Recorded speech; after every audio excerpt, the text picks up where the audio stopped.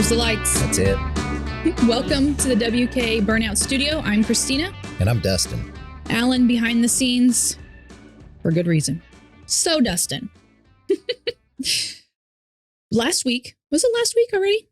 I don't know. You went. Okay. So beginning of October, Right. Buick GMC had a in the seat learning. It's Buick GMC Lead the Charge, where myself, Josh Bruns, Jaron Jasper, and Peter Stevens from Service was able to go down to the Texas Motor Speedway and put our butt in the seats of these Buick GMC vehicles to actually learn about some of the features in the vehicles. So we thought we would share that with you guys. I forget. It's been a while. Which camera am I supposed to? I'm just kidding.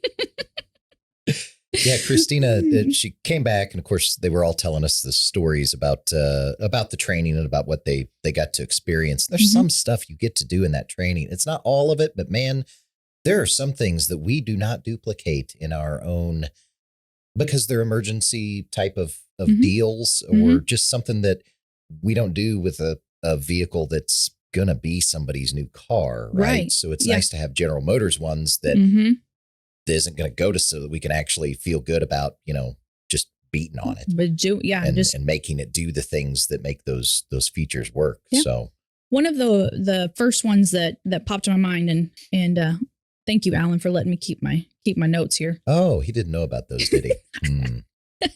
He's shaking his head no. So, but not my favorite one. However, the one that I thought was the most practical because it's for people who, you're going to use it at some point, I would think, but is the front pedestrian braking.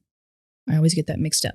So what that is, you can read it on the screen. You can hear your buddy talk about it, but to be in the seat and actually experience that, it's pretty cool. Yeah. And it's also very scary. I can imagine. It's not like anyways. So what we did, we were at the Texas Motor Speedway, and they had different courses set up. And one of them was front pedestrian braking. And they had just a dummy out there. And I don't know how many feet it was away. Let's say what 50. Was his name? And his name was Pete. There you go. Not our Pete, though. Different Pete. No not relation. Our Pete. And so Pete is out there like he's going to cross the street and just not paying attention to anything that's going on. He's just going to cross the street. Yeah.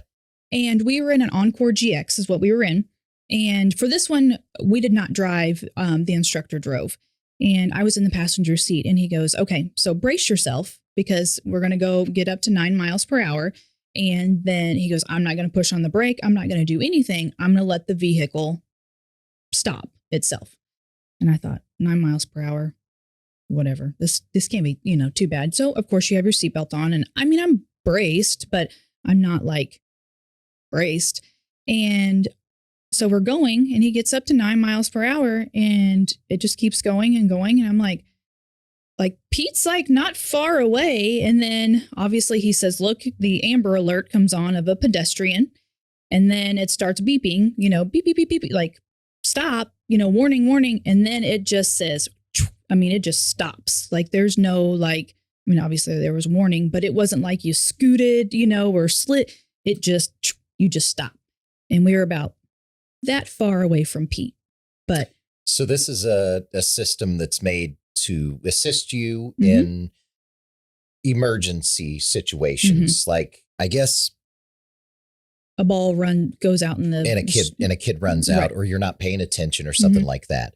So the reason they didn't let you drive was probably if you put your foot on the brake prior to it, it's like, hey, this guy's got it. They've got their foot on the brake already. So it won't do anything. And then you would just destroy Pete after Pete after Pete. Yes. So, okay. It's literally for if you're not paying attention, or if a real emergency situation happens with a pedestrian, not a tree or a house or a pole, a person. Yes. And it uses the cameras, your front camera, the front camera to recognize a person. And it stops the car entirely for you. Yes. Because it senses a person in its path. Correct. That's so cool. And it does this when you travel between the ranges of 5 miles per hour to 50 miles per hour. Gotcha. And like Dustin said, if you put your brake on, then the car is like, oh, hey, they see it. They see it. They're going to figure it out. Now, if you put your foot on the brake and you're like trying, hard braking, trying to slow down or whatever, then it will assist in that. Now, but if you are just scooting along, like it gives you 1, 2, 3, like your pedestrian amber lights up. Beep, beep, beep, beep, yep. And then you beep, beep, beep, beep. And then you're boom, you're stopped. So pretty neat. That's so cool because, I always think there's so few people that have even experienced a full on lock braking. If you haven't been in an accident, mm-hmm. The time to see what your car feels like and what happens when you stand on the brakes isn't the first time somebody pulls out in front of you. Right. Yeah. And that's valuable to have that mm-hmm. as an assistive feature, mm-hmm. but which they also did another course, which I don't know if this is kind of what you were thinking, but they did another course for like your ABS. So Perfect. You could test out your ABS. Was that your first time with ABS? Yeah, it absolutely was because I am a grandma driver. Yeah. And I try to be aware of everything that's going on around me because I was in an accident one time and it scares you, and it's just like, but, so you get in the vehicle and I was driving for this one and we all got to experience, these courses. So I'm driving and the instructor says, okay, speed up to those cones. And when you get to the cones, just slam on your brakes. Stand on them. Yeah. And I'm like, hold on, because I just went 9 miles per hour and I thought I was going to go through the window. So hold on, everybody hold on, make sure. Obviously we have our seatbelts on. But when I got to the cones and I slammed on them and she said, my first time I did not do it right because I was scared. Mm-hmm. Like I was going to mess something up or I was going to, or something was going to go flying, So we went back around and she said, okay, take off and slam on your brakes when you get to those cones. Yeah. Your dog is in front of the car. Yeah. Okay. Yeah. This is so I did. And it was weird. I really thought, because whenever you think that you're like pushed them as far as they can go, it kind of goes. Yeah. And I'm like, well, it's that. And she's like, that's part of it. That's what happens, when you need to use your brakes, like use them. And I'm okay. But those are things like we're not going to take a customer on a test drive and be like, oh, slam on the brake, because then they're going to be like, well, can I get a different one that we didn't slam on the brakes, or I used to do that the case may be. When the C7 Corvette first came out mm-hmm. and I was doing all the demo rides for those. Mm-hmm. That was a part of the selling presentation for me mm-hmm. because most people had never done that in a car before. Right. Yeah.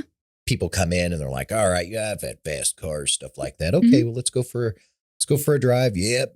That thing's pretty quick. All right. Now we're going to go down the highway. You're going 65. You're going to turn at this little turnaround spot here. Mm-hmm. Mm-hmm. But I want you to wait until it's like right there. And then I want you to slam on the stoppers. And I want mm-hmm. you to feel how this thing, how many G's going the other direction this thing generates mm-hmm. while staying in a straight line, not throwing a cloud of smoke. I mean, ABS is amazing, mm-hmm. but I would have them mash on it. And they would always say, man, that was surprisingly the most exhilarating part of it was feeling what felt like my butt come off of the seat and go mm-hmm. towards the windshield. Mm-hmm. Seatbelt's keeping me there, but it's like you're riding a bull or something, mm-hmm. you're just like, whoa, teetering up on top and it stops you all of the sudden. But it's amazing how many people have never even experienced that and the capabilities there. And really it's nice that there are automatic systems that have the ability to put on full stoppers. Especially if there's a pedestrian there. We don't hit them. Oh, yeah. No. And that's another thing. You can't just say, I can't say, hey, Dustin, I need to show my customer that's coming in at 1:00 this front pedestrian Pedestrian. Braking. Baking. I did it again. Baked a pedestrian. Can you go stand out? Can you go stand out in the road Yeah, and then no, I'm not pretend doing to walk? Because if they're too nervous and they have their foot hovering over the brake and Yeah. then they push it a little bit, yeah, well, they're going to keep going and they're going to run over me. And that's the end of Dusty. Nobody's computers are going to work anymore. Yeah, I know. And we have to have that happen. But that was, to me, that was the one that was going to be most practical to people, because you could definitely use that, I mean, but the other thing, probably my favorite was the 2024 GMC Canyon, the AT4. Mm-hmm. Of course, what it was about off-roading, obviously, which is, pretty cool. And I did not drive. Josh drove, Jaron drove, and Pete said he drove. I was too scared. So they have the courses where, I mean, you're going over bumps, obviously, and you feel like you don't even like, sometimes in a truck, even just regular rocks on a gravel road, you're like, bouncing all around. I mean, it was just, you just went, like, there was no jumping or anything like that. Nice. But then we were going through the course, and then I'm looking at this truck in front of us, and I'm like, he's like on. He's going to tip over. Yeah. I'm like, there's no way. And then it's our turn, and I'm like, hold on. I said, what do we need to watch for on this? I was like, how far can you tilt? Because the Canyon will tell you, it tells you your tilt percentage. Mm-hmm. And he was like, oh, you're fine. You're not going to tip it. And I'm like, Jaron, I don't know that we should. I don't know. Like, I think I should probably just get out. Did you get out? I couldn't. They wouldn't let me. You're in here. So we're going, and then of course when you're not watching in front of you, you're like this, and I'm like, holy cow! Like you're on your. It feels like you're just driving on two wheels, like. In the movies, that stuff happens in the movies. But it told us our tilt percentage. And I think we were only at like 25% or something. But it feels like you're about to roll over. Yeah. Yeah. I'm like, we're donezo anytime. Like, we're done. But that one was pretty cool. Also, and I had posted a video on our Facebook page where, and I don't know, Alan may be able to put it in here, but Josh was driving in front of us, Josh Bruns, the Canyon, and it's you go over these two hills, but there's hill here and there's hill here. So your tire gets lifted, up. A wheel lift action. Yeah. And then you're supposed to stop, and then it transfer, too much for me. Like, that stuff's so cool. That's the coolest thing about this, like, popularity of off-road driving. How many people now have vehicle? I mean, with the Canyon and with the Colorado, with the capabilities that these mid-sized trucks have, and how crazy you can make stuff look, because they're rigid chassis. So wheel lift is like no big deal. You can have a wheel that you can walk under. Yeah. That's so high if you're in the right kind of, situation. Yeah. And it's all good. Yeah. And you just, the capabilities of it they're really staggering. And you don't hear the, like. No, it doesn't sound like they're going to, like in our old trucks. If I get anything off camera and a wheel is just extended, like the suspension is just maxed out. It's not even lifted yet. It's like, glasses popping and stuff. I'm just saying, there is a difference, guys. And there's a difference between our 90s Chevy pickups with mud tires on them and a tuned off-road chassis. I'm sorry, there are things there that make it more capable. If we're just going through mud puddles and stuff, that's one thing. But if you're going on off-road with stuff, man, they've done such a good job. I'm glad you got to do that. It was pretty cool. And then the other one on the Canyon course that was kind of pretty cool to me was you're driving up this hill. I mean, it's a steep hill. It's not a straight up hill, but it's a really steep hill. You can't see what's over on the other side. Oh. So what they encourage you is to use your underbody camera. Underbody camera. Yeah. Yep. So when you're up, you have to you can't just look over you just have to use your camera. Yep. To be able to go, to go over, because it's down, straight down. I was like, if this would have been the first thing we started with, I would have went home. Kristina went back to the hotel. She can't handle it. Yeah. But it was really cool to be able to experience that because, I mean, am I going to go off-roading? Obviously, by my conversation with, no, I don't like that crap. Okay, I don't. Don't take Kristina. But there are a lot of people that do, that They like do. that stuff. Yeah. You know, I mean, that is something that's come very popular. So, I mean, look how popular covered. side-by-sides are, especially in our neck of the woods. Mhm. Good grief, people drive them on the streets everywhere. They drive them to the grocery store. They drive them to everywhere. Oh, yeah. And they off-road too. Yeah. So this is just I would say way more expensive, but side-by-sides are like really expensive too. So it's just a totally road legal alternative that you can do a lot of stuff in. Mm-hmm. And honestly, it's not at the point where like your side-by-side, you don't care about it, you know, because it was still 50 grand. You probably care, buddy. Oh yeah. But so we're kind of in the same boat. A lot of trails are a little wider, you know, at off-road parks than they used to be, because I mean, the vehicles are growing, the side-by-sides grew. I mean, you don't see anybody out wheeling with even the stock tires on their side-by-sides. They have 16s on them, right? With beadlock wheels and stuff. So that stuff is all really, I mean, it's perfect timing and perfectly suited for the mid-sized trucks to have these capabilities. And it's so cool that the factory, an underbody camera from the factory, what a great idea. The first time I saw one of those, I didn't know. I mean, I'm Missouri. I think, you know, when we go off-road, and what are we usually doing?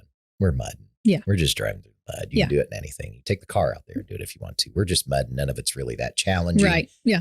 But back in the day, that's what it was like mostly. But we had a trade-in that had a front underbody camera. And it was an older Chevy pickup, but the dude was from Utah. And in Utah, all the trails, he would go up and he would get to the top of the hill, and there was no way he could see what was over. So that was the first one that I saw, and he explained to me how useful it was. And I said, man, it'd be cool if GM's off-road models had something like that from the factory. Boom. Hello. It's brilliant. And it does Obviously, work. And they heard you. the heck out of it if you do any off-roading.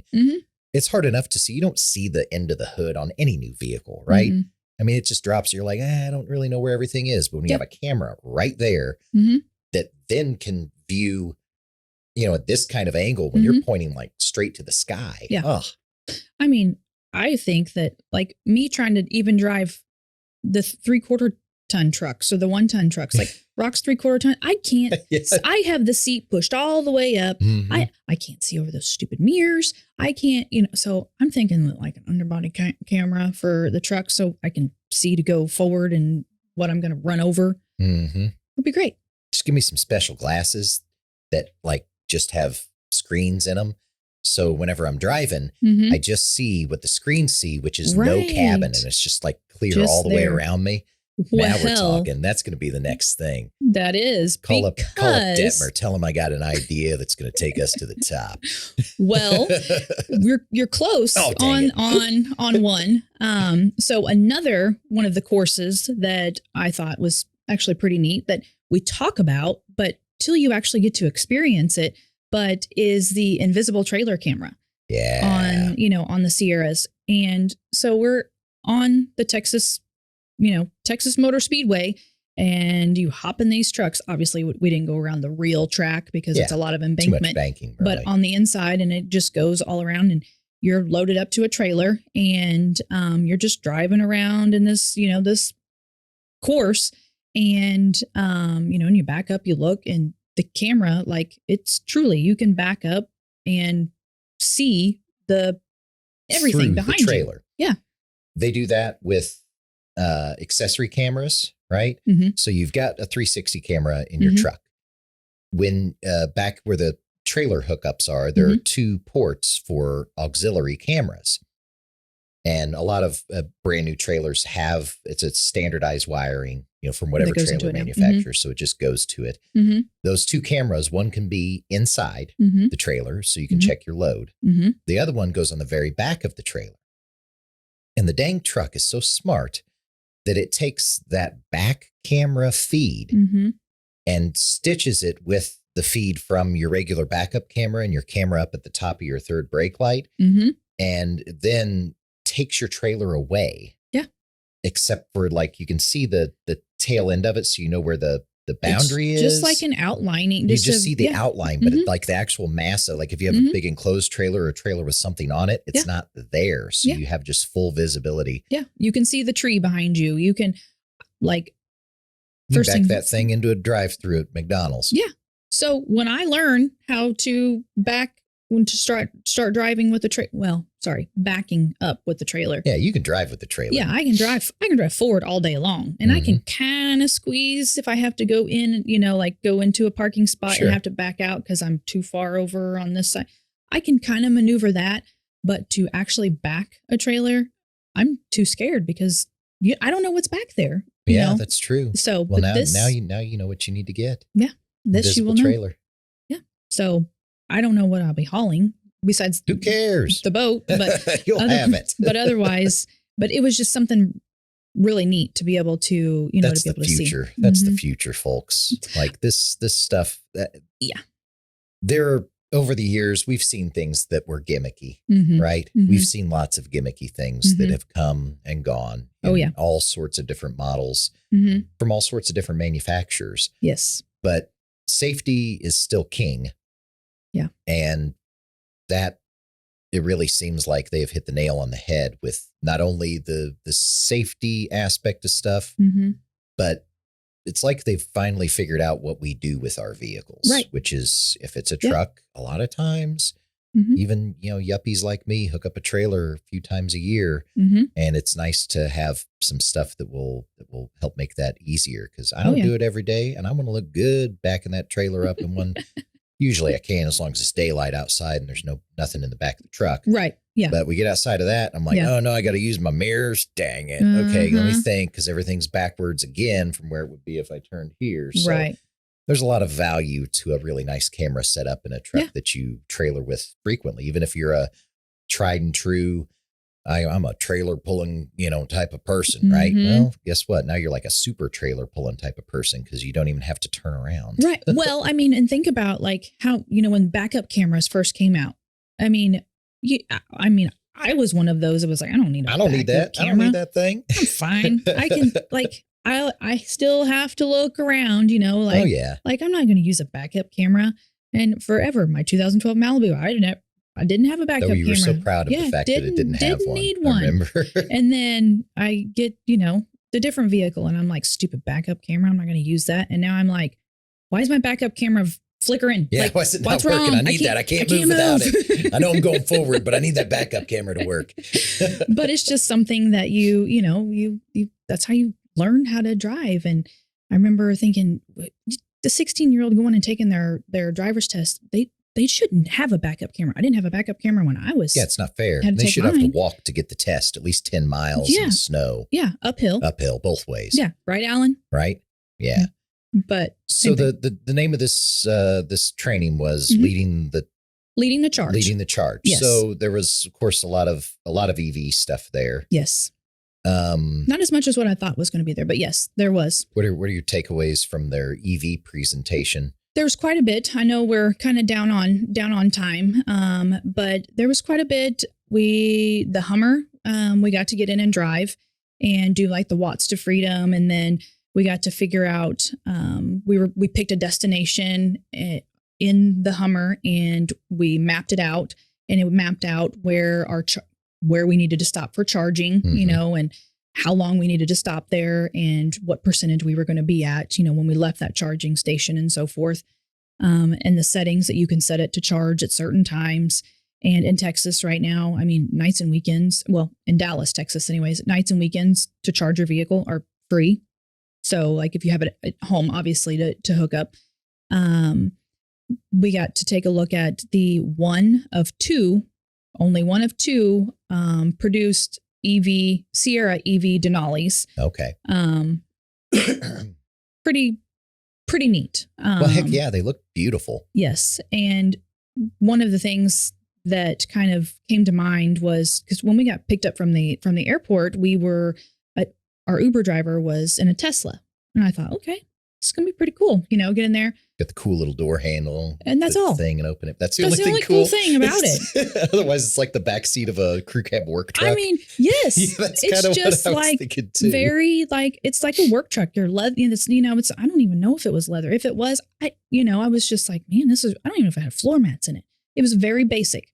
Outside looked pretty cool. Inside, I was like, and the screen, I was like, that's kind of a cool screen. It's a pretty big screen that, the driver was doing all of his fun stuff on, but it was black and white. Mm-hmm. And I'm like, I didn't know any different until we get to this, this leading the charge training, and we opens up the Sierra Denali EV, and that screen is also large and in charge, and it is not black and white. So it was just pretty neat. But and there is a lot of stuff that, more stuff that we learned that just we'll have to do another episode on, because it's pretty neat, whether you like it or not. It's good to know about it. Absolutely. And plus, it's good to know that the people that you come ask about this stuff know about it too. Yeah. I mean, we don't live it as in we're like the super embracers. Right. We have our orders in already. Right. Yeah. But we definitely know about it and we know how it works. And I think that's a big thing. We're not in a market where we have very many EV customers. But if anybody wants to be one, thankfully, you guys have gone to the training and we all stay up on this stuff enough so that we're here to help. Right. Not talk you out of it or talk you into it, right, but tell you what our experiences are with it. And I think that's pretty invaluable to have. Yeah. Especially with, the manufacturers all kind of taking a step back on EV. They're all in, but they're like, hey, we're not going to totally stop. We're going to push stuff back a little bit. We've got, it's the United States. There's infrastructure to catch up and stuff like that. Sure. Right. And there's also range anxiety to get over, which is helped by the infrastructure. Yeah.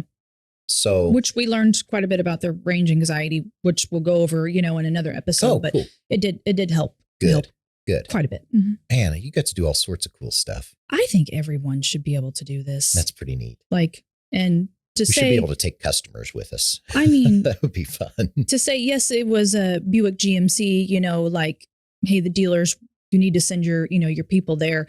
But for the YMS to go ahead and just say, hey, who wants to go? They're always so great with that stuff. And there are so many dealerships that I see that it's like bare minimum, send the new guy. There were people there that just blew my mind. They had a Hummer at their dealership. The owner will not let their salespeople drive it. Oh my gosh. How are you supposed to learn anything? That's the WK difference. I mean, and there are some owners that are more like curators of things for themselves, so it's a little bit different, but man, this is good. This is all great information. I can't wait to do another one and go over more of the cool stuff you found. I know. I've been so excited to do this one, but guys, we're here for you. So questions you have, I mean, if we didn't get to experience it, I know who to reach out to answer those questions. But we are super short on time before the cameras cut it off. Alan is back there telling me. Come on. But again, share, subscribe. Yeah. We're staying up to date for you guys, but we will cruise on by and pick you up next week, guys. Thank you. Thank you. This has been a WK Burnouts production.